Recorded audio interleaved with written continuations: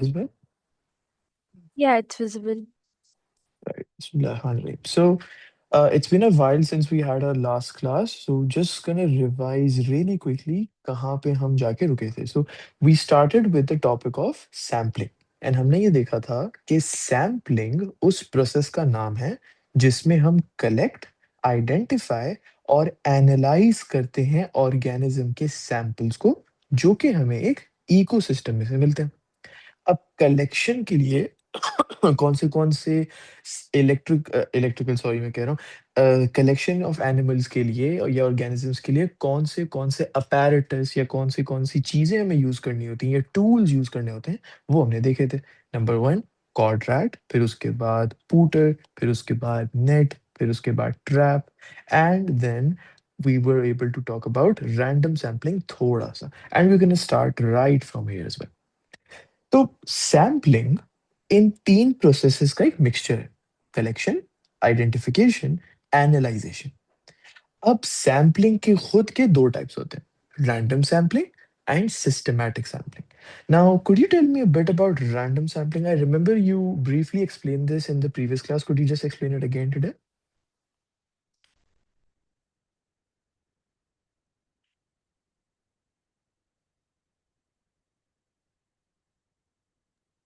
Sir, could you repeat? Yeah, could you briefly explain what does random sampling mean? मतलब उसका मतलब क्या होता है? Anything about its process, anything?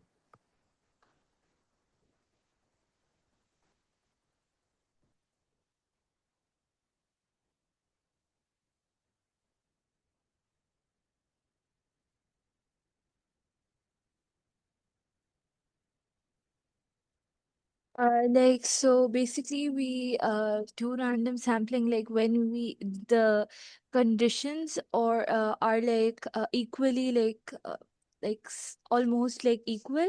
So like it Mm-hmm. doesn't matter like from where we pick the sample from. Mm-hmm. And we do it like randomly because so that there's the results are reliable. हुँ, बिल्कुल सही, make sense. The पहला point was really good कि हम किसी भी ecosystem के हिस्से में से सैंपलिंग का प्रोसेस कर सकते हैं, बिकॉज़ द फिजिकल कंडीशंस और the environment it remains the same. So let's for example से कि हम सैंपलिंग करना चाह रहे थे ऑफ एन इकोसिस्टम जिसमें बहुत सारे एलिगेटर्स हैं. अब where do alligators live? Do they live in water और do they live on land? They live in water, right? Water, And yeah. yeah, and sometimes they can come outside, out of the water, and into the shores, into the land. अब suppose we are in an ecosystem, और उस ecosystem का एक हिस्सा is full water, and उस ecosystem का दूसरा हिस्सा is 90% land. If now हम sampling करते हैं लेकिन randomly, would that be a good option? Yes. Are you sure? Because didn't we do random sampling उस वक्त जब physical conditions same हो? यहाँ पे तो ecosystem का 50% is water and 50% is land. Yeah, so it won't be okay. It won't be a good option. अगर हम randomly ये choose कर लेते कि हमें land के ऊपर sampling करनी है, तो land पे तो obviously alligators की quantity हमें बहुत ज़्यादा कम मिलेगी, compared to अगर हम sampling करते हैं in water. Therefore, यहाँ पे systematic sampling would be a better option कि you are systematically choosing कि अच्छा हम यहाँ से शुरू करेंगे, यहाँ पे खत्म करेंगे, यहाँ से शुरू करेंगे, यहाँ पे खत्म करेंगे. Always remember, random sampling has the word random in it. It's a completely random process. Nothing is systematic about it. तो randomly क्यों हम करते हैं कहीं भी ecosystem में sampling? क्योंकि हमें पता है जहां भी हम ecosystem में जाएंगे, it's gonna be the same thing. It's gonna be the same environment, or you could say the same physical conditions. For example, temperature, soil का pH, उसके बाद water content in the soil, humidity. जब हर जगह same होगा तो हर जगह organisms भी हमें नॉर्मल तरीके से स्कैटर्ड मिलेंगे. It's not gonna be majority एक साइड पे, मेजॉरिटी प्लांट्स दूसरी साइड पे. It's never gonna be like that. Organisms are gonna be randomly scattered within the ecosystem. तो इस वक्त हम रैंडम सैम्पलिंग करेंगे. अच्छा, अब let's look at random sampling actually होती कैसे. It has a number of steps to it, and if you were able to remember all of the steps, it's going to be really good, क्योंकि exam में it's going to give you a question application based, और फिर question का आखिरी statement होगा describe how random sampling takes place. तो उसमें you would need to write all of the steps one by one by one.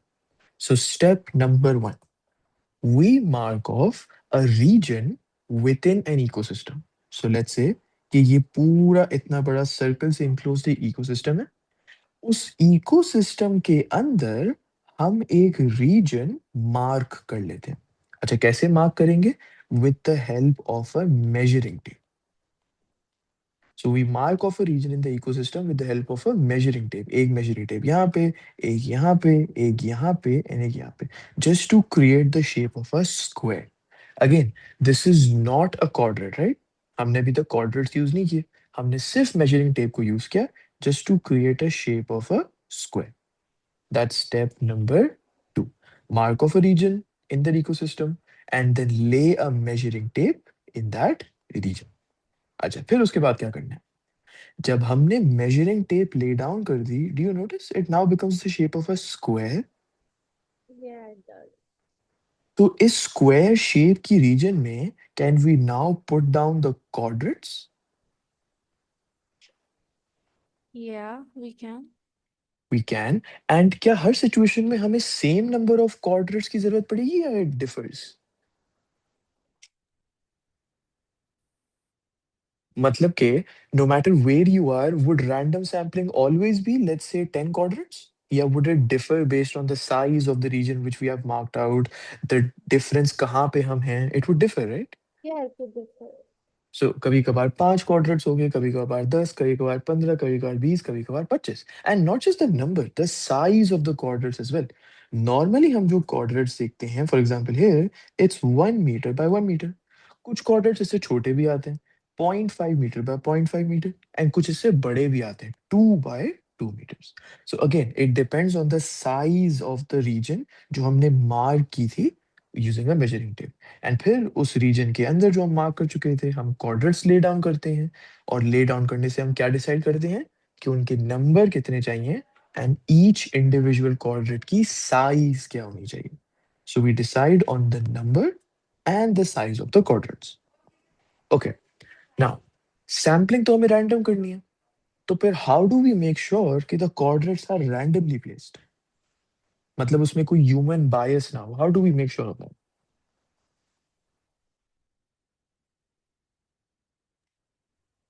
Um, मतलब कि let me pose a situation, let's take an example. इस reason में जो हमने mark किया, इस रीजन के इस हिस्से में you can clearly see a lot of insects. तो अब हमारी ज्यादा कोशिश क्या होगी कि हम ज्यादा से ज्यादा कोऑर्डिनेट्स यहाँ पे रखें, क्योंकि यहाँ पे ज्यादा ऑर्गेनिजम्स हैं, ज्यादा कलेक्ट कर सकेंगे हम ऑर्गेनिजम्स। लेकिन यहाँ पे तो ह्यूमन इंटरवेंशन आ गया, राइट? वी आर डिसाइडिंग कहाँ पे कोऑर्डिनेट को प्लेस करना है। So is this still called random sampling? I can't hear you. no. It's not called random sampling, बिल्कुल सही, क्योंकि रैंडम तो उस वक्त होता है ना कि जब हम डिसाइड करते ही ना कि कोऑर्डिनेट कहाँ प्लेस होना चाहिए। We would not have any influence on the decision कि अच्छा कोऑर्डिनेट यहाँ पे होना चाहिए, यहाँ पे होना चाहिए, यहाँ पे होना चाहिए।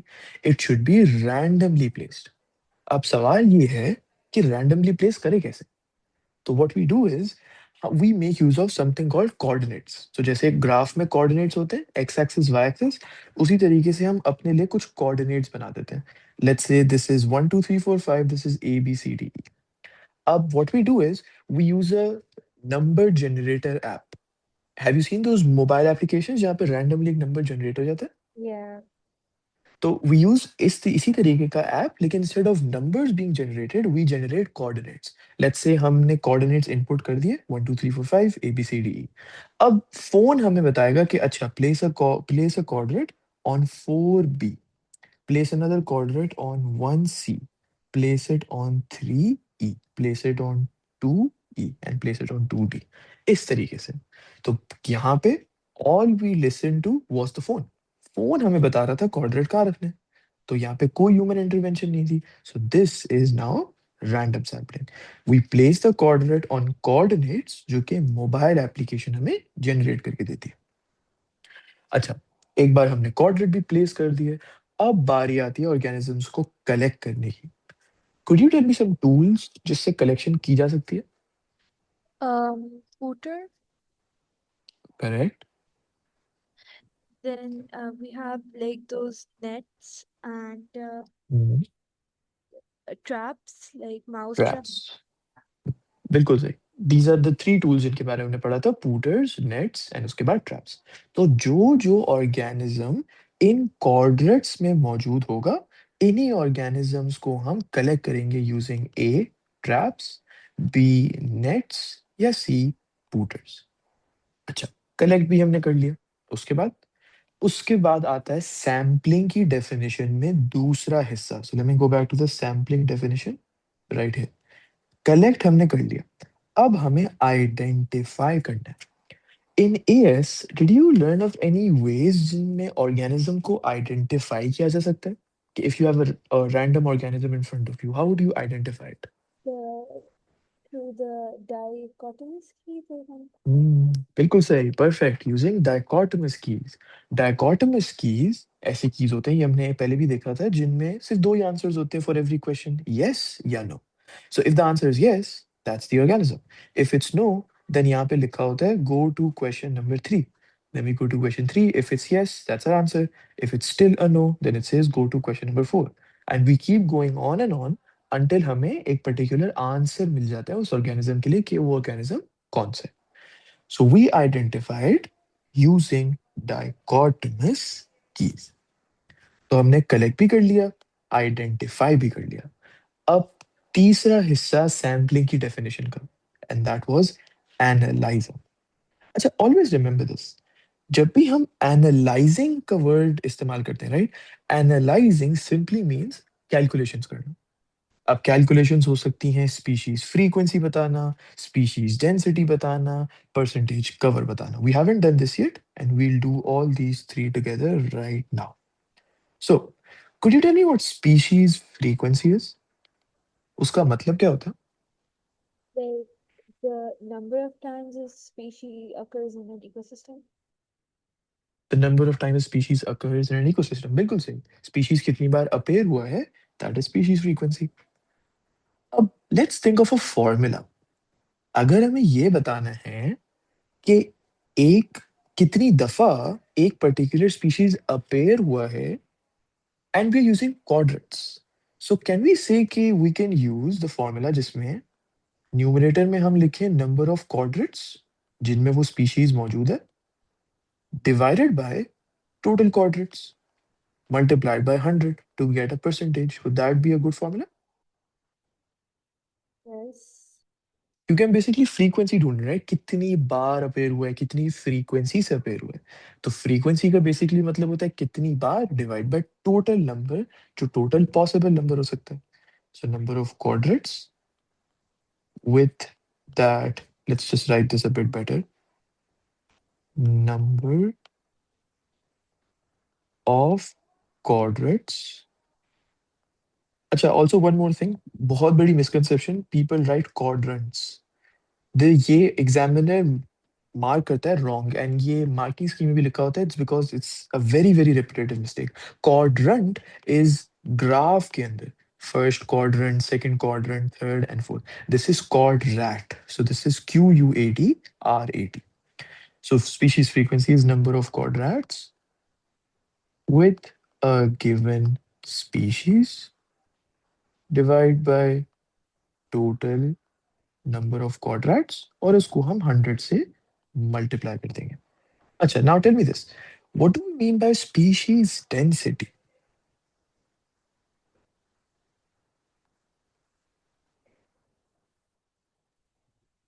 Like how high or low, like it occurs in the ecosystem, like how evenly it occurs, maybe. Not really, मतलब हम इवनली का वर्ड इसमें इस्तेमाल इतना ज्यादा नहीं करते, but the first answer was really close के how high the number of organisms of a particular species are there. क्योंकि डेंसिटी का तो मतलब यही होता है ना, अगर हम नॉर्मली सिर्फ डेंसिटी की बात करें, what's the formula for density? Mass over volume. Mass over volume. तो कितना मास एक ऑब्जेक्ट का है ओवर यूनिट वॉल्यूम और over a particular amount of volume. Same case यहाँ पे species density. Now not mass but कितने स्पीशीज के ऑर्गेनिजम्स हैं, लाइक एक पर्टिकुलर स्पीशीज के कितने ऑर्गेनिजम्स हैं, डिवाइडेड बाय, अब वॉल्यूम की जगह हम कहेंगे total area of all of the quadrants.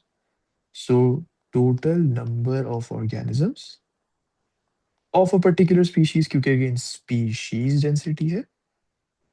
So of a particular species, इसको हम डिवाइड करेंगे with something other than volume। Normally density के फॉर्मूला में वॉल्यूम आता है, यहाँ पे हम एरिया की बात करेंगे, क्योंकि we are not really looking at 3D questions है, 2D क्वेश्चंस है। So total area of all quadrants, and again percentage में आंसर चाहिए तो हम इसको मल्टीप्लाई बाय 100 कर सकते हैं। ओके, अब let's talk about the third thing, this is the most important out of all three, percentage cover. अब लेट्स सी इसका क्या मतलब होता है। नॉर्मली जिन ऑर्गेनिजम्स को हम कलेक्ट और आइडेंटिफाई करते हैं वो बहुत बड़े बड़े ऑर्गेनिजम्स होते हैं, let's say a rat, a mouse, foxes, बहुत छोटे छोटे foxes, cats, dogs. And if you are talking about insects तो it's still insects which we can see. But what about those animals which grow differently, for example fungi. Can you count the number of fungi कहीं पे? We can't. Fungi तो एक उसमें grow करते हैं, as in they grow together. So you can, for example, if you leave a piece of bread inside of a lunch box and you don't open that lunch box for let's say 2 months, you can see that green green fungi जो कि grow कर चुका होता है उस bread पे। And this fungi का shape कुछ इस तरीके का होता है। वी कांट रियली काउंट के एक दो तीन चार फंगाई के एनिमल्स हैं, that's not possible.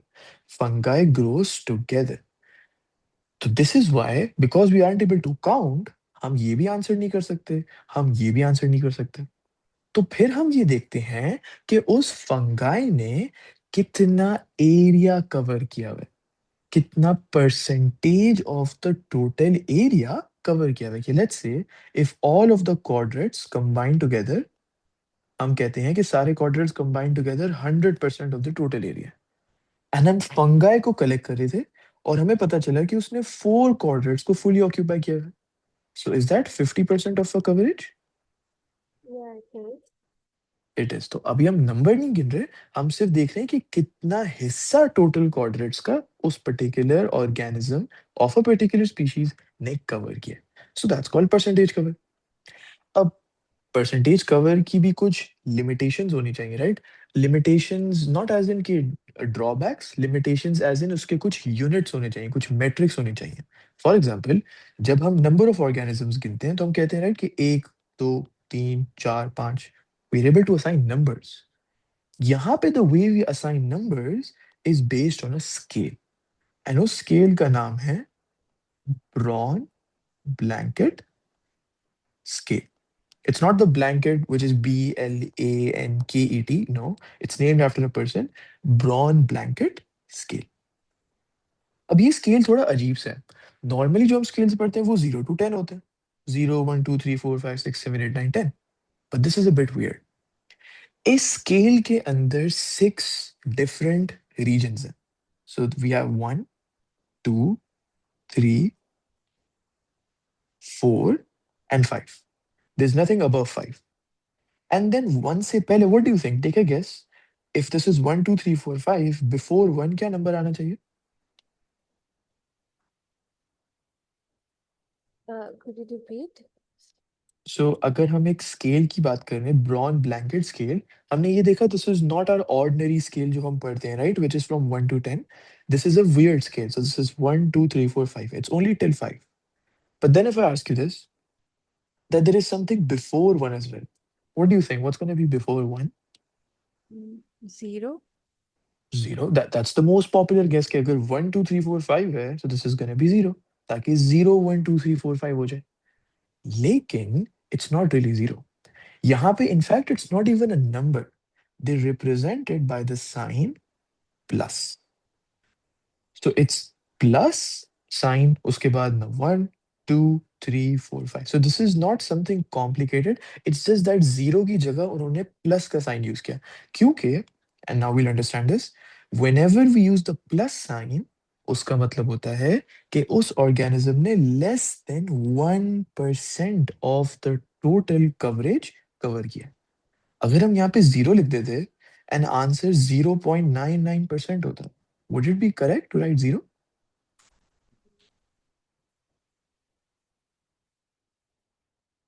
No, it wouldn't. It wouldn't, right, because the percentage cover is 0.99 और उसके अगेंस्ट हम उसको रिप्रेजेंट किस नंबर से कर रहे हैं? Zero. That would be wrong. इसीलिए instead of writing zero we just write the sign positive और द साइन प्लस। तो whenever you use the sign plus या क्वेश्चन में साइन प्लस यूज किया हुआ हो, मतलब कि less than 1% of the total area has been covered. Now what if 1 is used? इसका मतलब कि 1 to 4% of the total area has been covered. Now what about 2? 2 का मतलब होता है 5 to 25%। 3 का मतलब होता है 26 to 50%। 4 का मतलब होता है 51 to 75। एंड देन 5 का मतलब होता है मोर देन 75। तो हमें यहाँ पे एक पैटर्न दिख रहा है, राइट, कि इट्स नॉट इवनली डिस्ट्रीब्यूटेड। यहाँ पे सिर्फ 3 का डिफरेंस है, यहाँ पे 20 का डिफरेंस है, यहाँ पे 24 का डिफरेंस है, यहाँ पे 24 का है एंड यहाँ पे 25 का है। So it's not evenly distributed, let's say 0 to 4, 5 to 9, 6 to 13। It's not like that. It's a very very weird scale जो कि क्वेश्चन हमें प्रोवाइड करेगा। You just need to understand what do each of the signs mean and how to use this. Does this make sense? Yeah, it does. Right, so as we keep going down into the scale, मतलब हम plus sign से 5 की तरफ जाने की कोशिश करते हैं, that means that the percentage cover is increasing. So let's say एक फंगाई था एंड उस फंगाई की परसेंटेज कवर थी 3। इसका मतलब उस फंगाई ने 26 से लेके 50% ऑफ द टोटल एरिया के बीच में कवर किया था। That's how we use the Braun blanket scale. So these three things were basically analyzing the sample जिसको हमने कलेक्ट भी कर लिया है एंड आइडेंटिफाई भी कर लिया। So let's read this through. Random sampling is carried out if the physical conditions एक इकोसिस्टम के अंदर यूनिफॉर्म रहे, मतलब हर जगह मोर और लेस सेम रहे और कोई हमें पैटर्न नहीं दिख रहा हो कि अच्छा ऑर्गेनिज्म ज्यादा यहाँ पे है, कम यहाँ पे है, बहुत ज्यादा यहाँ पे है, बहुत कम यहाँ पे, नहीं। There is no clear pattern, it's random distribution. तो फिर हम रैंडम सैम्पलिंग करते हैं। अब किस तरीके से होती है? ऑल द फ्लो चार्ट जिसकी हमने बात की थी, this entire thing right here, कि number 1, mark off an area of the ecosystem with a measuring tape. फिर जब मार्क ऑफ कर लिया, determine the size and the number of quadrats जो हम यूज कर रहे हैं। फिर उसके बाद क्वाड्रेट्स को रैंडमली प्लेस किया using a mobile app generator, number generator. फिर उसके बाद कलेक्ट किया using net straps and pooters, identify किया using dichotomous keys and analyse किया by carrying out 3 separate calculations या 2 बेस्ड ऑन जो भी ऑर्गेनिज्म। और फिर उसके बाद सॉरी, उसके बाद we carry out the same experiment again. Any idea ये हम वापस क्यों करते हैं एक्सपेरिमेंट? For reliability? बिल्कुल सही। In order to increase the reliability. अगर हम सिर्फ एक बार एक्सपेरिमेंट करेंगे एंड हमारी पूरी फाइंडिंग्स, रिजल्ट्स, कंक्लूजन्स सिर्फ एक ही एक्सपेरिमेंट पे बेस होंगी, उस एक्सपेरिमेंट में कोई ना कोई मसले आ सकते हैं। वो एक्सपेरिमेंट शायद अनफेयर हो सकता है। शायद for example the area you marked out, वहां पे सन का शेड बहुत ज्यादा हो, बहुत ज्यादा सनशाइन वहां पे ना हो। तो ऐसे ऑर्गेनिजम्स जो कि सन के शेड में रहना पसंद करते हैं, वो ज्यादा ऑर्गेनिजम्स वहां पे आ जाएंगे। Anything can happen, thousands of possibilities can be there. तो in order to eliminate all of these possibilities, हम रिलायबिलिटी को इम्प्रूव करने के लिए वापस से एक्सपेरिमेंट करते हैं। तो again you pick out another area of the ecosystem and then you repeat the random sampling using the same number and the same size of the quadrants. ऐसा नहीं होगा कि पहले एक्सपेरिमेंट में हमने 5 क्वाड्रेट्स यूज किए 1 metre by 1 metre and then दूसरे experiment में 10 quadrats 2 metre by 2 metre. That's unfair है, दैट्स चीटिंग।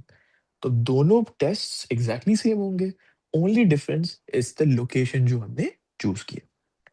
अच्छा, एक आखिरी point, and that is safety precautions. हम यहाँ पे कर क्या रहे हैं? ऑर्गेनिजम्स या एनिमल्स को कलेक्ट कर रहे हैं। कुछ ऐसे एनिमल्स भी होते हैं जो कि वेनमस होते हैं, फॉर एग्जांपल स्नेक्स। स्नेक्स का poison can lead to instant death, and you might be asked to collect that if let's say you work in a place जहाँ पे you're asked to carry out random sampling. So that's dangerous, right? So we need to take into account of safety precautions. Three safety precautions hai. Just remember two, and that would be good enough. Number one, stay with the group to avoid getting lost. हम group से अलग होके खुद से random sampling नहीं कर सकते. We can't handle everything on our own. हमें पूरी ग्रुप की सपोर्ट की जरूरत होती है. Number two, most important, protective clothing हमें वेयर करना है, and gloves to avoid any allergies या any contact with the organisms जिनको हम कलेक्ट कर रहे हैं. And the same is part 3, which is to wear mask to avoid the inhalation of pollen की जो grains होती हैं. So safety precautions carry just one mark. So this thing right here, point 1 से लेके point number 8 तक, this is basically the 8 points which you will write down in your P5 exam. So have you attempted some P5 questions in your mocks, yeah, on your own अभी तक? Yeah, I have. So you've seen those questions, right? जहाँ पे एक बहुत बड़ा question होता है for 8 or 9 or 10 marks. Yeah. Yeah, so some of those questions are straight up, how does random sampling work? तो how does random sampling work? हमें ये 8 points के बारे में बात करनी होगी. So that's basically everything about random sampling. लेकिन again, this is not the only type of sampling जो कि करी जाती है. एक और भी टाइप है, एंड उसे हम सिस्टमैटिक सैम्पलिंग बोलते हैं. एक इस तरीके की सैम्पलिंग जो कि रैंडम नहीं होती है. It's a very very thorough process. It's a very mechanical process, a very systematic process. एक ऐसा प्रोसेस जो कि तब करा जाता है जब फिजिकल कंडीशंस चेंज हो रही हो एक इकोसिस्टम के अंदर. लेट्स से ये पूरा एक इकोसिस्टम है. You are right here at point A, and you want to go to point B. While traveling from A to B, you see कि बीच में बहुत सारे लेक्स आते हैं, फिर बहुत सारे पॉन्ड्स एंड फिर बहुत सारे रिवर्स आते हैं, फिर बहुत सारे बुशी एरियाज आते हैं, फिर उसके बाद वेट एरियाज आते हैं, फिर ड्राई एरियाज आते हैं.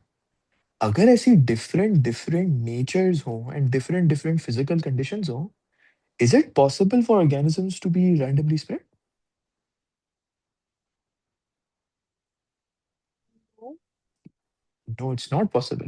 Organisms would be systematically spread.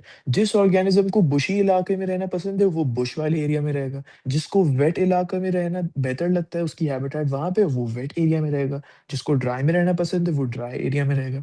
अब suppose if you are sampling for plants, throughout this entire point A to point B, when you cover the entire ecosystem, you see कि अच्छा यहाँ पे जो pH है soil का वो 3 है, यहाँ पे pH थोड़ा अल्कलाइन है 8, एंड यहाँ पे न्यूट्रल है 7.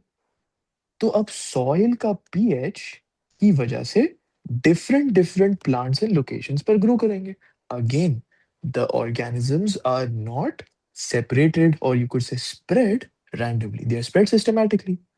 तो जब ऑर्गेनिजम्स ही सिस्टमैटिकली स्प्रेड है, तो फिर सैम्पलिंग हम रैंडम कैसे कर सकते हैं? विच इज वाई हम सिस्टमैटिक सैम्पलिंग करते हैं. अब लेट्स सी ये प्रोसेस कैसे काम करते हैं. Step number 1, randomly. Now I know you might be thinking कि सिस्टमैटिक सैम्पलिंग में हम रैंडमली का वर्ड यूज कर रहे हैं, बट नोटिस कि रैंडम पार्ट इसमें सिर्फ है स्टार्टिंग पॉइंट को सेलेक्ट करने का. पूरा प्रोसेस रैंडम नहीं है. इट्स जस्ट रैंडमली सेलेक्टिंग कोई भी एक starting point. So let's say in this entire ecosystem हम कहते हैं कि अच्छा ये हमारा स्टार्टिंग पॉइंट होगा. After you have mark the starting point, you take a measuring tape and you put this measuring tape down until the other end of the ecosystem. अब this is a problem. और वो क्यों? Let's assume कि ये ecosystem था, and इस ecosystem के दो हिस्से थे. ये ग्रीन कलर का हिस्सा, this is very bushy area, इसमें बहुत सारे बुशेस हैं. We also call this a marshy area. And ये था एक बहुत ज्यादा बैरन एरिया, कोई ट्रीज नहीं है, it's just dry dry land. अब what do you think is the better idea? हम स्टार्टिंग पॉइंट यहाँ से रखें एंड यहाँ तक एक मेजरिंग टेप ले डाउन करें, या option number two, starting point यहाँ पे रखें एंड यहाँ तक एक मेजरिंग टेप ले डाउन करें।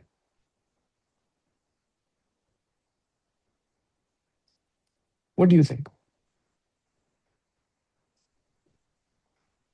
Could you repeat the question? Yeah, so my question was, okay, assuming this is your starting point, what do you think is a better option? If the measuring tape is laid down like this or like this? The second option. And why is that? Because like it it's going to cover like both the types of like environment that there is. बिल्कुल सही। It's going to cover both types of environment या both types of physical conditions. हम systematic sampling कर क्यों रहे हैं? क्योंकि ecosystem में अलग-अलग फिजिकल कंडीशंस थी। तो हमारा मेजरिंग टेप भी इसी तरीके से ले डाउन होना चाहिए कि उसमें दोनों फिजिकल कंडीशन शामिल हो जाए। This part two this part is physical condition number one, this part two this part is physical condition number two. अगर हम मेजरिंग टेप को ऐसे ले डाउन करेंगे तो इसमें तो ये वाली फिजिकल कंडीशन इंक्लूड ही नहीं हुई, तो there is no point of carrying out systematic sampling. So always make sure to lay down the measuring tape इस तरीके से ताकि सारी physical conditions in the ecosystem include हो जाए या पार्टिसिपेट वो कर सकें। So you could say lay down the in your exam you could write it like this: lay down the measuring tape from one part of the ecosystem to another part where there are different physical conditions। अच्छा, ये जो हम measuring tape lay down कर रहे हैं, right? Any idea what this is called?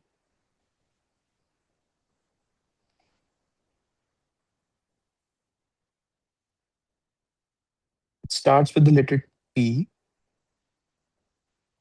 Transit. बिल्कुल सही, ट्रांजेक्ट। ट्रांजेक्ट क्या होता है? Transect is a line, it's an imaginary line, और ये लाइन रिप्रेजेंट की जाती है by measuring tape. So the measuring tape which you are laying down from one set of eco from one part of ecosystem to the other, that measuring tape is basically representing a transect। ये simply एक imaginary line होती है, और इसी line के along हम organisms को sample करते हैं। मतलब कि ये जो हमने लाइन यहाँ पे प्लेस की है, अब हम यहाँ पे ऑर्गेनिजम्स को सैंपल नहीं करेंगे, यहाँ पे नहीं करेंगे, यहाँ पे नहीं करेंगे, वरना तो कोई पर्पस ही नहीं है ट्रांजेक्ट को प्लेस करने का। ट्रांजेक्ट को प्लेस करेंगे एंड इसी के अलोंग हम ऑर्गेनिजम्स को कलेक्ट, आइडेंटिफाई एंड एनालाइज करेंगे। So that's point number two, कि this measuring tape represents a transect. Number three, जो ट्रांजेक्ट होता है, right, it's of two types: line transect and belt transect. Any idea what's the difference between both of them?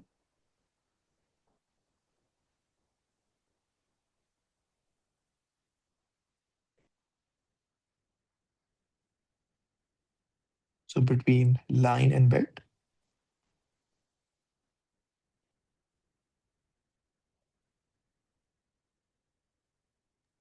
I don't think. Yeah, we did it in school, but like okay, अच्छा, there is just one difference, and that only difference is belt transect उस किस्म की systematic sampling के process को कहते हैं जिसमें quadrats involve हो। So the tool we talked about earlier, that's involved in belt transect. Line transect में कोई कॉर्डरेट्स इन्वॉल्व नहीं होते हैं। तो इसका मतलब अगर कॉर्डरेट्स इन्वॉल्व नहीं होते हैं, are we able to physically count the number of organisms? no. We can't. Quadrats का फंक्शन ही यही था कि वो एक एरिया को मार्क ऑफ करे और उसमें हम गिन लें कि अच्छा यहाँ पे 37 ऑर्गेनिजम्स हैं। If there is no quadrat there is no counting. तो फिर जब काउंटिंग ही नहीं है तो फिर सैम्पलिंग कैसे हो रही है? यहाँ पे सैम्पलिंग थोड़ी अलग तरीके से होती है in a line transect. Counting नहीं होती।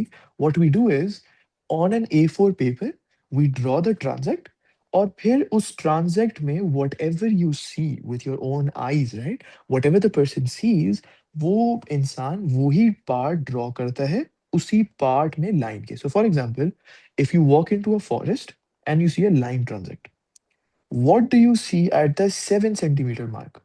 Do you see four bushes, three bushes, two sunflowers, one rose petal flower? Now, what do you see at 11 centimeters? Do you see four trees, two bushes? Now, 14 centimeters. So, you see, whatever you see at separate points on the line transect, that's what you draw. And how do you draw it? You draw it like this. So this is basically जो उस person ने who was carrying out the systematic sampling, that's what he witnessed. And whatever he witnessed, he just drew that on this A4 size paper. So can we say this is qualitative sampling and not quantitative? Yeah, we can. We can. So qualitative as in वो उस तरीके की representation या उस तरीके की sampling जिसमें numbers involve नहीं है।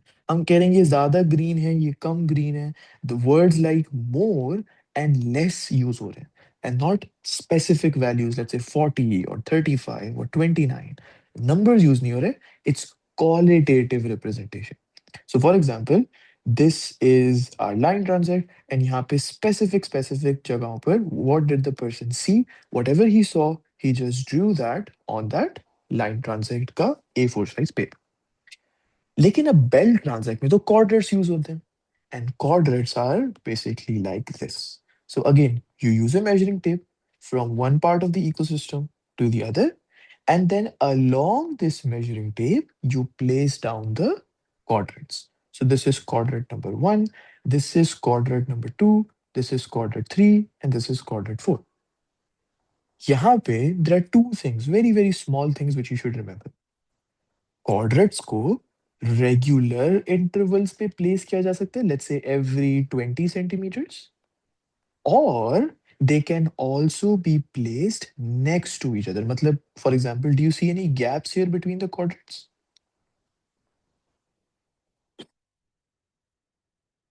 You see some gaps here, right?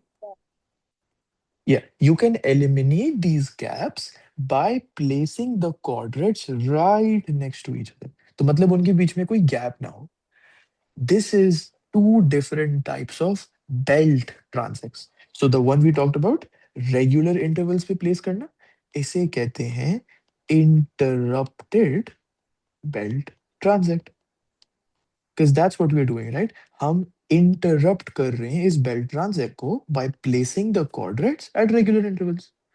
लेकिन जब एक quadrat को दूसरे quadrat के साथ हम लगा देंगे, would it still be called interrupted? या what would it be called? Think about it. Not going to be interrupted. Sorry, could you repeat? It's not going to be interrupted. It's not going to be interrupted. So what's the opposite of interrupted? The word which you use? Uninterrupted. Bilkul, uninterrupted. That's the second type of bell transect. So bell transect are of two types. Interrupted bell transect. It's honestly the same thing. Bell transect दोनों types के एक ही चीज है. Only difference is quadrats की placing किस तरीके से हुई हुई है. Quadrat अगर regular intervals पे place हुए हुए हैं, interrupt हो गया transect. अगर एक के बाद एक के बाद एक adjacent to each other place हुए हुए हैं, तो वो uninterrupted bell transect कहलाया जाता है. एंड हमने ये भी देख लिया कि लाइन ट्रांजिट को अगर हम यूज करते हैं तो हमें क्वालिटेटिव डेटा मिलता है, as in we just basically see drawings, लेकिन बेल ट्रांजिट के जरिए हमें क्वांटिटेटिव डेटा मिलता है. अच्छा, that's the three differences we talked about up until now. Okay, now let's go back to the things we did not talk about in between. तो हमने ये बात कर ली, ट्रांजिट की बात कर ली, एंड फिर हमने इसकी भी बात कर ली. अब जब हमने लाइन ट्रांज़ैक्ट यूज किया या बेल ट्रांज़ैक्ट यूज किया, specifically the belt transect, interrupted या अनइंटरप्टेड, तो अब हमने कलेक्ट किया ऑर्गेनिजम्स को. अगेन सेम प्रोसेस, ट्रैप को यूज करके, नेट्स को यूज करके, पुटर्स को यूज करके. So this is collection and then this is identification. Same process, dichotomous keys. फिर उसके बाद एनालाइजिंग भी बिल्कुल same, species frequency, species density, species distribution, percentage cover, same चीज. और फिर उसके बाद वापस से हमने सैम्पलिंग की. This is to improve the reliability. So the last 4 points and the safety वाला point is exactly the same. In a P5 question, these 5 points are the same, random हो या systematic हो. सिर्फ difference क्या है? The introduction of your answer, the first paragraph, that's different. For random sampling, you will write कि अच्छा यहाँ पे sampling इसलिए random है क्योंकि physical conditions in the ecosystem uniform है and organisms randomly scattered.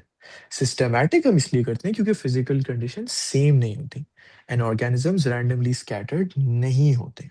तो हमें सैम्पलिंग भी रैंडम नहीं करनी. अच्छा, जब हमने random sample, what method did we use to improve the reliability? Like repeating it. Repeating it, बिल्कुल. लेकिन यहाँ पे repeating it is a good process, जो कि यहाँ पे लिखा हुआ भी है, select a different starting point and repeat the transect. लेकिन एक और भी मेथड है and that relates to environment. क्योंकि सिस्टमैटिक सैम्पलिंग अगेन क्यों था? क्योंकि एनवायरनमेंट चेंज हो रहा था. Now, does the environment change with different times of the year? Yeah, it does. If that changes, तो फिर organisms की position भी change होती है. कुछ organisms during the summers stay inside of the tree की trunks, लेकिन once it's winters, they come outside क्योंकि अब बहुत ज़्यादा धूप नहीं पड़ रही होती. Because the time of the year changes, the environmental conditions change, based on which organisms की quantity change होती है. तो फिर हमें repeat करना चाहिए at different times of the year. This and this together are going to increase our reliability. अब ये मेथड रैंडम सैम्पलिंग में इतना काम नहीं करता क्योंकि रैंडम सैम्पलिंग में एनवायरनमेंट तो सेम है. अगर एक जगह चेंज होगी तो दूसरी जगह भी चेंज होगी. So it does not really make a difference. But this point can is very very good to use in systematic sampling. अच्छा, सॉरी. अब बात करते हैं about representation of the results. जब हम एक लाइन ट्रांजैक्ट को यूज करते हैं तो फिर what is the type of representation? It's a simple diagram, right? Yeah. लेकिन बेल ट्रांजैक्ट में हमारे पास एक एडवांटेज है एंड वो एडवांटेज ये है कि वैल्यूज हमारे पास मौजूद हैं. We have numbers in order to represent our results with. तो यहाँ पे या तो हम एक बार चार्ट को यूज करते हैं. सो यहाँ पे इतने ऑर्गेनिजम्स थे, यहाँ पे इतने थे, यहाँ पे इतने थे, एट लेट्स से 14 सेंटीमीटर्स, 17 और 18 ऑफ अ पर्टिकुलर स्पीशीज. या हम एक काइट डायग्राम यूज करते हैं. Again, you do not need to go into detail of how does a kite diagram work, लेकिन यहाँ पे खैर लिखा हुआ भी है. X axis is the distance from the start point and the width represents कि कितने ऑर्गेनिजम्स एक पर्टिकुलर स्पीशीज के थे. So that's basically a kite diagram, क्योंकि काइट की शेप नहीं होता. But again, no need to know this, just need to remember कि लाइन ट्रांजैक्ट के रिजल्ट्स हम एक डायग्राम के तौर पे रिप्रेजेंट करते हैं and kite diagram, sorry, belt transect के रिजल्ट्स हम काइट डायग्राम या बार चार्ट के जरिए रिप्रेजेंट करते हैं. So any questions until here? No, it's clear. Okay. Now, the next topic is basically the estimation कि मोबाइल ऑर्गेनिजम्स की population की साइज को हम कैसे एस्टिमेट कर सकते हैं. But that's going to take a while and I don't think we would have enough time to finish this. So yeah, we would keep it till here today. Yeah. So हमने random and systematic complete कर लिया, which was of honestly the goal for today. So yeah, that's done. So could you give us a summary of what we did today?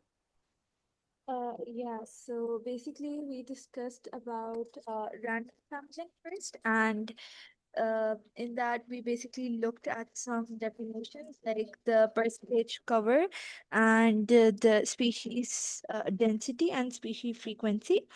And we looked at the formulas for that, and then we basically looked at the Braun-Blanquet scale. And then we basically talked about systematic sampling, and like in that we talked about the belt transect and the like the transect, and then we basically talked about like the conditions of like random and systematic sampling. Like random sampling, the physical conditions should be same, and then we talked about the safety precautions and the how to like increase the reliability of results. Um, Yeah, and Right. then basically we talked about how the data can be like shown and like represented like by like how it should be like shown for systematic sampling like the through the kite diagram and yeah, I think that was it. Yep, that was it. बिल्कुल सही. अच्छा, I'm not sure if you talked about this because it was really, really quick. For a line transect, how is the representation occurring? Could you repeat? For a line transect, how does the representation occur? I think it was through a simple diagram. बिल्कुल, through a simple diagram. And what's the difference between interrupted and uninterrupted belt transect? Like for the interrupted one, there's like space between the quadrats. हम्म, बिल्कुल. And uninterrupted में कोई space नहीं होता quadrats के बीच में. बिल्कुल सही. अच्छा, I just wanted to ask, when are your mocks starting from? Specifically the bio mock, obviously. I'm done with my mocks. Like, we had Oh, them okay. like yeah in the Ramzan, like the second week, I think. Yeah, so I'm just like waiting for the result now. Like, I'm done with the mocks. I have like my academy mocks like on this Saturday and like next Saturday, but then pretty much it. I'm done with everything else. So how was your second mock, which you gave in Ramadan? Yeah, it was like really good. It was lengthy though. Okay.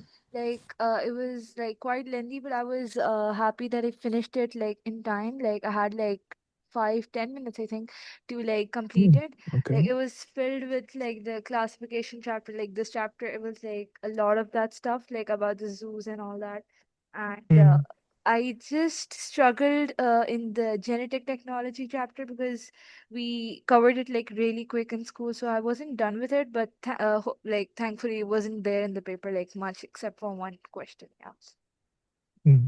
Yeah, because that's a really, really big chapter, Yeah, and we we'll just try covered it to. like very quick, so I still haven't like done that chapter like really well. So what we'll do is we'll try to go a bit slow, like itna bhi slow nahi, because we have to cover P5 too, and then so yeah, once we're done with chapter 18, we'll have one class every week for P5, and then the remaining two are gonna be for chapter 19. Okay. Right. So yeah, that's gonna be it for today. Inshallah, we'll continue this in the next class. Right. Okay, Thank sure. you. Thank Hafiz. you, Allah Hafiz.